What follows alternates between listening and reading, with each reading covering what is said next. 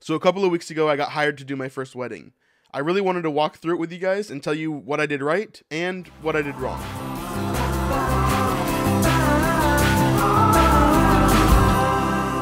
What's up, guys? Welcome to the Snipe Life, where we talk about creativity through the lens of Christianity. And today we're going to be talking about my first wedding film. It was a great experience, and it was a lot of fun.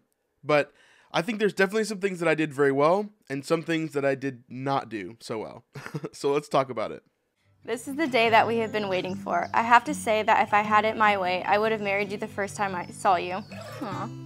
Haha. I know that might sound very cliche, but it's true. My Prince Charming. Our big day is finally here. I have dreamed of getting married ever since I was a little girl, and you have completely filled all the hopes and dreams. I have prayed for this day ever since you proposed, and I know many others have as well. All right, so this is Right my now, friend Jake. I pray We go to church together. We've known each other for a long time, and he asked me a while ago if I would film his wedding. I've never done a wedding before, but I have done a lot of research, knowing that someday I would probably do a wedding. And so I have spent probably close to 100 to 200 hours of research and studying about how to do weddings and kind of what I would like to do, thinking through a wedding day. So I'd say for number one, the thing that I did well is research. I spent a lot of time, watching behind the scenes from different YouTube creators, from watching, what gear you would need, or, thinking through a wedding day. Is it inside or is it outside? How does the wedding day flow? Thinking through kind of every little thing that a wedding day contains. And so without having done a wedding day before, it really helped me to have a better scope of what a wedding day was going to look like. And since I was friends with the bride and groom, it helped me a lot by being able to talk with them and being able to have a good communication with them about what the wedding was going to be like. And there was a few things here and there that I had to kind of figure out on the fly, but for the most part, I had a really good idea of what I wanted the video to be like and how I was going to execute on the day. If you'd like to see the whole wedding film, I'll leave a link in the description below so you guys can go check it out. So the second thing that I think that we did really well is we communicated well with the photographer. I know that most times during a wedding day, it can be kind of tumultuous between the photographer and the videographer, because you're both trying to get these shots that are, once in a lifetime sort of shots, these one moment kind of shots, and you can get in each other's way and you can mess up each other's shots. And so we were really worried about doing that with the photographer or him getting in our way. And so immediately, right when he showed up, we basically talked straight away and made a plan for the day and began talking about, hey, I'm going to be here, you're going to be here, is that cool, everybody's good, and making sure that we're on the same page.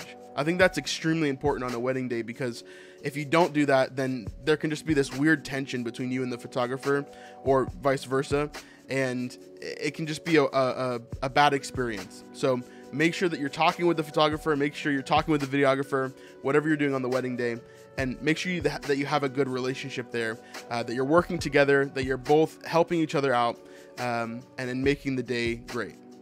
All right, third on my list of things that I think I did well was I think that we did well with audio. Generally, when we were shooting inside, we used our Rode Wireless Go, which is an amazing tool, but we used a lavalier mic with that and got some really great audio inside. But what I was really worried about was the ceremony and inside the reception. And so we got some great audio both in the ceremony and the reception by, again, using the Rode Wireless Go, but we plugged the transmitter straight into the soundboard. And so this gave us really great audio, and I knew the sound guy from this wedding, and so it was very seamless for me to go and ask him and talk to him and get everything plugged in the way that I needed it to. Now, the one piece of gear that I really, really knew that I needed for this wedding was an ND filter. I've never had an ND filter before, and I knew all about them. I know people are always trying to sell them all over the place, but I knew that I needed one for this wedding because it's going to be outside in Florida at 4 o'clock. So what I ended up doing was buying a Freewell variable ND filter, and I think it's like the 2 to 5 stop ND filter, but it worked super well for the shoot. Let me show you just a small clip that is my favorite shot of the whole day, and I only got it because we had the ND filter. To get to forever together.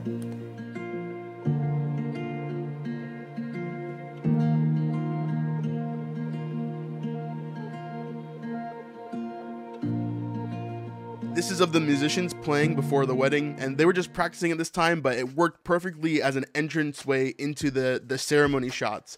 And so it just worked out beautifully as they're playing, and the sun's right behind them, backlighting them. And you can see, because I have that ND filter, I'm able to have that low f-stop still.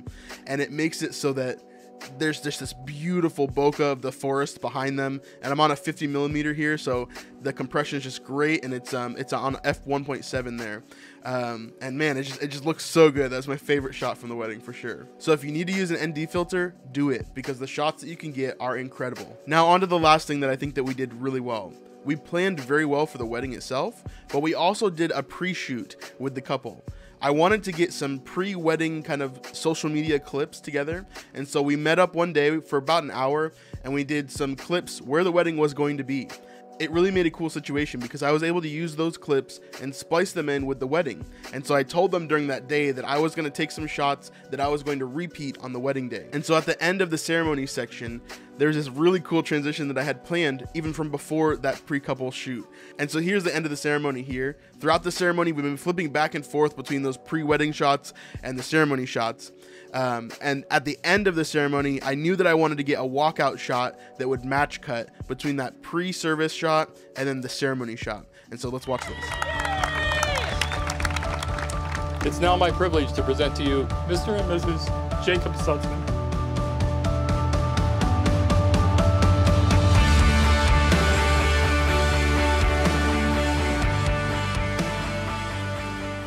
So right here we switch to the pre-ceremony shot, and then bam, right into that ceremony shot as they're walking out. And it's just this epic transition that goes perfectly into the reception. So yeah, I think that worked out really well as well. And I think if I do another wedding, I'll definitely be sure to do a pre-wedding couples session, whatever that looks like. All right, so now on to the things that I think I did not do as well with this video and with this shoot in general. So let's start with the first one. The first thing that I wish that I had done differently is have longer lenses. So I don't have very many long lenses, or at least not high quality ones. And so really what I decided that I was going to stick to at the beginning of the wedding and throughout the day was I was going to be on my 50mm. And so my 50mm stayed on my camera the entire day. Now I had Vanessa as my second shooter, helping out with a friend's camera that we had borrowed, a very similar camera to mine, but it had a wider lens on it. And so she was kind of getting wide safety shots, making sure that if anything happened with my camera, that we could jump to hers, or if we could get a different perspective from her camera, that we could jump over to hers. But for the most part, most of the shots from the video are from my 50mm because I just love that look. And it looks very natural and just represents the day perfectly. And so for me, I wish that I had some longer lenses though, especially for the ceremony. Let's take a look at what I did get and maybe some examples of what I wish that I had been able to get. So this right here is the bride saying her vows, and I think this shot looks great. Obviously the bokeh in the background of the forest, and then you have the bridesmaids in the background, but you have the bride and the groom in the shot as well. Really what I wish that I had gotten is something a little bit tighter. I wish that I could have gone in, you know, even tighter to the bride's face, maybe even something like this, where you can get a tighter shot on the bride and the groom, getting some more of that emotion and some more of that kind of closeness as they're reading. I thought another way that I might have been able to do this is to come behind the cross here and to shoot over the shoulder of the officiant, and to kind of shoot it that way. So I thought of that too, but I wasn't really trying to be that intrusive, and I didn't want to distract obviously from anything on the wedding day. So yeah, I do think that this shot looks great. I just do wish that I had some longer lenses for the ceremony and also for parts of the reception and stuff like that. But I do think everything turned out well with the shots that I did get. So another part that I wish that I had done a little bit better and had a little bit more time for was they did a pre-ceremony prayer just as the couple. And so the couple was able to, you know, the bride came up behind the groom and they prayed together without having a first look basically before the ceremony. I wish that I had better audio here. I do have a shotgun mic on my camera, But I wish that I had just mic'd up the groom. I wasn't exactly sure how this prayer was going to go, and so I didn't know exactly how to do that. And we were running out of time, and there's a million factors to it, but I wish that I had mic'd up the groom here, and that we had some better audio. But, you know, it worked out for sure, because basically I had them read letters beforehand, and he's talking about prayer, and so I was able to cut to this shot anyway when they're talking about prayer, and then it goes into prayer right before the ceremony, and then it kind of transitions from there. So it worked out in the video for sure, but I wish I had better audio there. Now the next thing that I wish that I did better is I wish I had gotten more group shots. For me, videography, when I think about it, it's really, I'm capturing the moments, right? Especially during a wedding day. And so for me, I really don't like setting up these kind of fake, setup shots. I'd rather catch a candid moment so that they can remember, oh yeah, that was so much fun on that day, rather than, having these weird kind of like choreographed movements. It just doesn't seem like it's a real representation of what the day would be. And maybe I'm wrong. Maybe I'm just a noob wedding videographer that should be doing that stuff. But for me, really, I feel like I should be documenting the day. And so I do wish that I had some more time to get some group shots of the guys just hanging out, or the girls just hanging out and getting ready. Yeah, I wish I had a few more group shots in there. I'm really glad that we got to do this for them. And I'm really glad that they got a good wedding video out of it. So, yeah, that was my first wedding. You guys let me know. Do I suck? Am I good? Let me know. And let me know if you like this video by dropping a like.